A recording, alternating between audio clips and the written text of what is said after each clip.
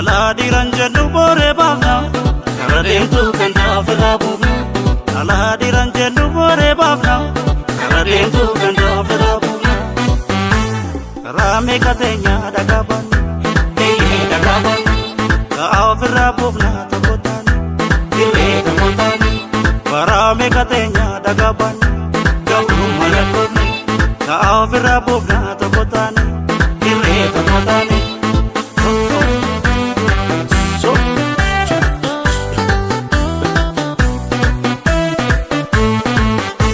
Oromonta kuma kwambia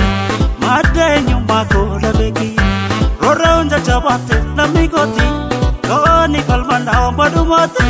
Kenye dake pachum falanta Amma kapson kenya galmate Kenye dake pachum falanta Amma kapson kenya galmate Oromonta kuma kwambia madenyo makola beki Roronja chabate na migoti Kawani kalmanda ombadumate Kenye dake pachum falanta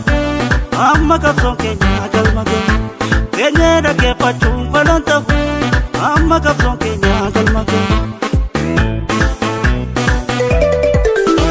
Saba sabu be kudu dambodu Milkisatu kamna dinanilu Karadema dufe biyadade Lamiko ajese kanawale Nuta uda kate habambi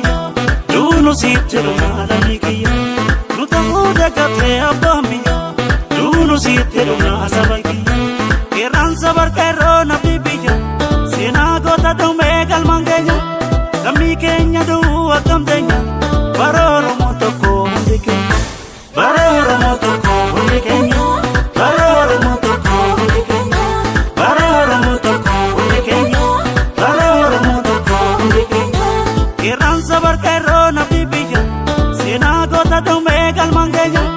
Kami kenya du akam denya Baroro motoko hundikenya Baroro motoko hundikenya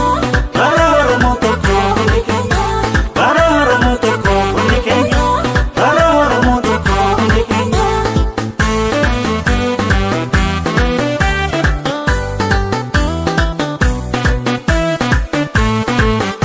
Shuasi bale harar wallo Jinanjil befatu oromo samniku Shuasi bale harar wallo Jinanjil befatu oromo samniku Sidama kambata hadiyanis koshi Baka zemtu dati wayane kumashi Sidama kambata hadiyanis koshi Baka zemtu dati wayane kumashi Walakalu babur jifafi bohorana Bilisomu kamna oromo barana Walakalu babur jifafi bohorana Bilisomu kamna oromo barana Afari somale agaonis koshi Baka zemtu dati Afari somale agaonis koshi Baka zemtu dati wayane kumashi Kaige ronkana irreda kotani Mirganga lukana debu kenya bani Kayoro bonkana irreda kotani Mirganga lukana debu kenya bani Sidume wayane dina oromota Falmatu sabatu barana ni motai Sidume wayane dina oromota Falmatu sabatu barana ni motai Sidume wayane dina oromota